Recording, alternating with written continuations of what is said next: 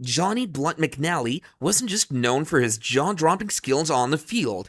He was infamous for a wild, reckless lifestyle that left everyone in shock. Wherever he went, trouble and excitement followed. McNally played like he lived, with a daring, fearless energy that seemed unstoppable.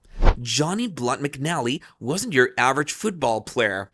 He was a character straight out of a tall tale, a wild mix of legend and truth. Known for his crazy stunts just as much for his skills on the field, McNally made people laugh, gasp, and shake their heads in disbelief. Some of his stories sound too wild to be real, but enough of them are true to make you wonder just how much of his life was pure adventure. Take the time he jumped across a narrow ledge 6 stories high in Los Angeles. Most people would feel nervous just looking out the window at that height, but Johnny had no fear. He needed to get back into his hotel room and didn't think twice before leaping across the ledge to do it. He landed safely, of course. For Johnny, danger was just another part of life. Then there was the famous towel fight with Lavi Dilweg on the Packers' train ride home after winning the 1931 league championship. What started as a harmless party turned into an all-out chase.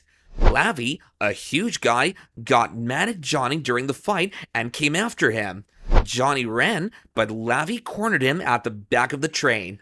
Rather than give up, Johnny climbed onto the top of the moving train and crawled across the cars until he reached the engine compartment. There, he stayed put for the rest of the ride, probably grinning the whole way. But it wasn't just pranks and escapes. McNally had a toughness that even the hardest players admired. In one game, he played nearly the entire time with a collapsed kidney. Most players would be off on the field in minutes, but Johnny wasn't most players. He kept going, determined to finish what he started, no matter the pain. His antics didn't stop there.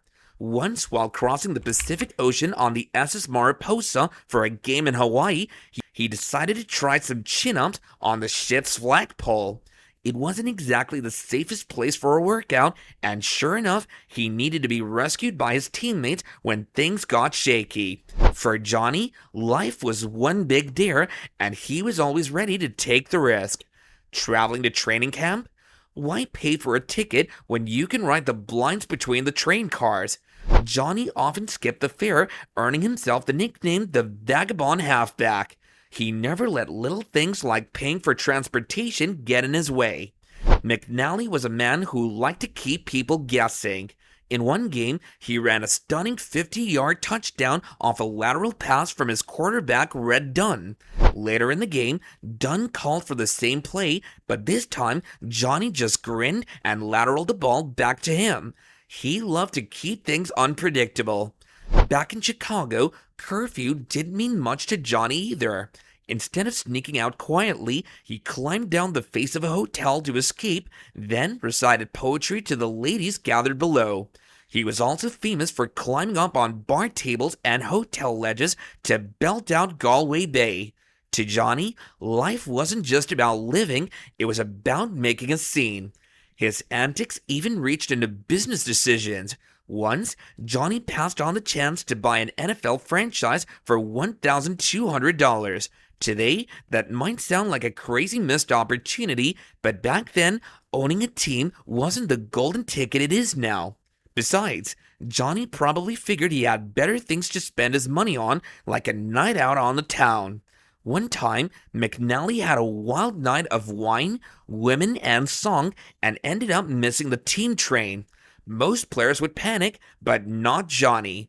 Instead, he hopped in his car, chased down the train, and pulled his car onto the tracks to make it stop.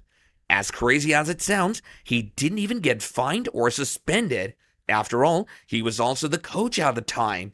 In true McNally style, he even managed to make a wager on his own survival.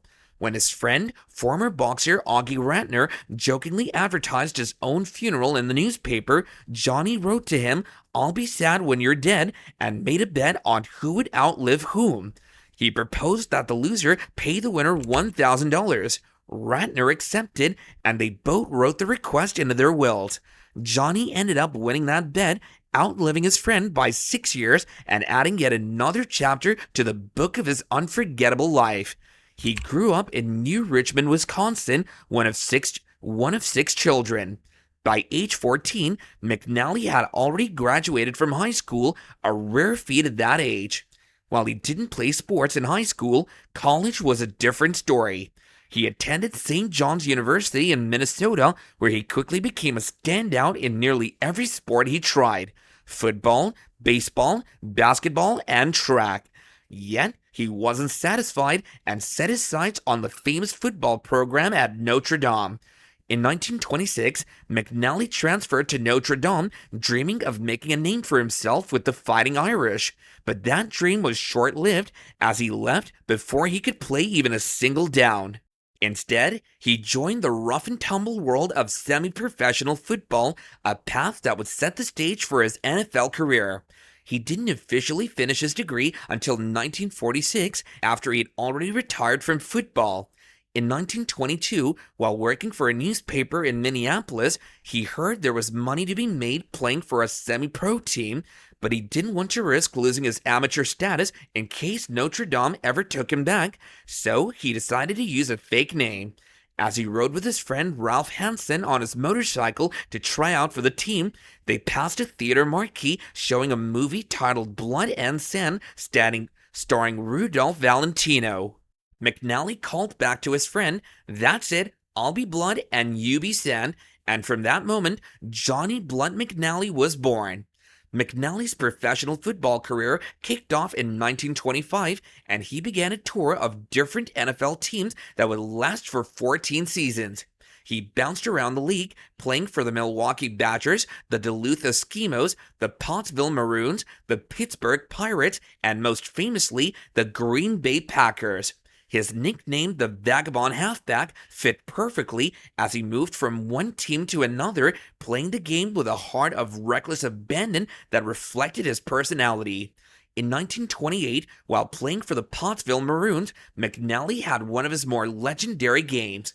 On a snowy day in Pennsylvania, he scored the last 2 touchdowns for the Maroons in a blowout win against the Packers. The second touchdown was a 65-yard interception return, an incredible feat considering the rough playing style conditions. Little did he know that would be Pottsville's last score in the NFL before the team folded.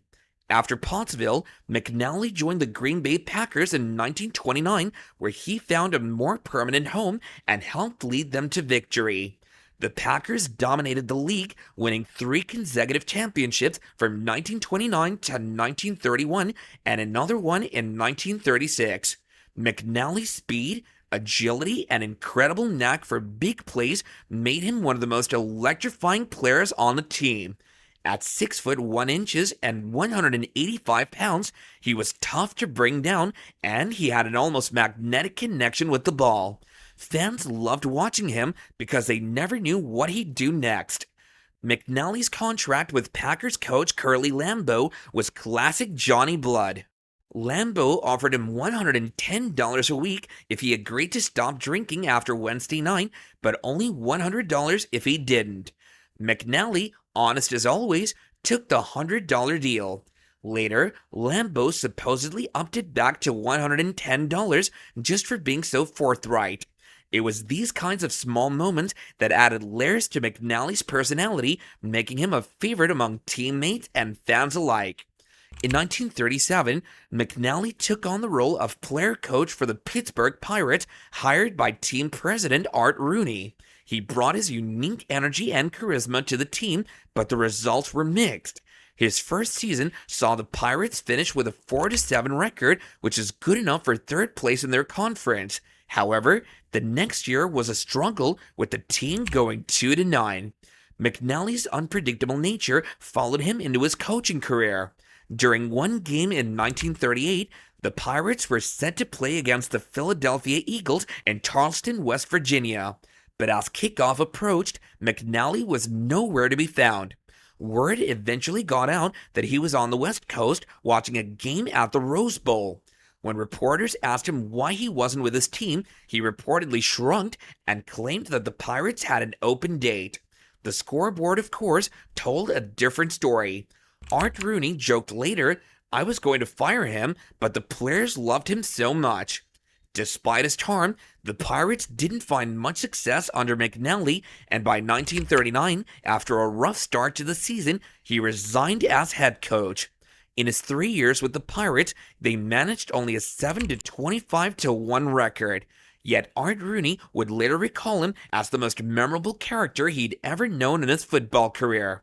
Rooney once said, "This is the only team I've been on where the players worry about the coach instead of the other way around." McNally was never one to settle down. In 1940, he took over as head coach for the Kenosha Cardinals, an independent pro team. But even here, he found ways to shake things up. For 2 games, he and some of his players joined the Buffalo Tigers in a new American Football League. McNally even played in one of the games, making him the only player from that league to eventually make it into the Hall of Fame. In the early 1950s, he returned to his old stomping grounds at St. John's University, this time as a coach. Over 3 seasons, he led the team to a 13-9 record. When he left, he famously told his successor, John Gagliardi, that nobody can win at St. John's. Gagliardi, who would go on to become the winningest coach in college football history, proved McNally wrong, but that comment captured Johnny's mix of humor, honesty, and humility. McNally, after all his wild adventures and years of making football history, passed away on November 28, 1985 in Palm Springs, California. He was 82 years old at the time. In the end, it was complications from a stroke that took him. Even though he spent his final years far from the fields where he once thrilled fans, his memory and legend live on. In his hometown of New Richmond, Wisconsin, a marker stands in Immaculate Conception Cemetery to honor McNally. That's it for this one, but if you happen to like NFL Legends, make sure to check out our latest videos on our channel, NFL Icons. I'm sure you'll love it.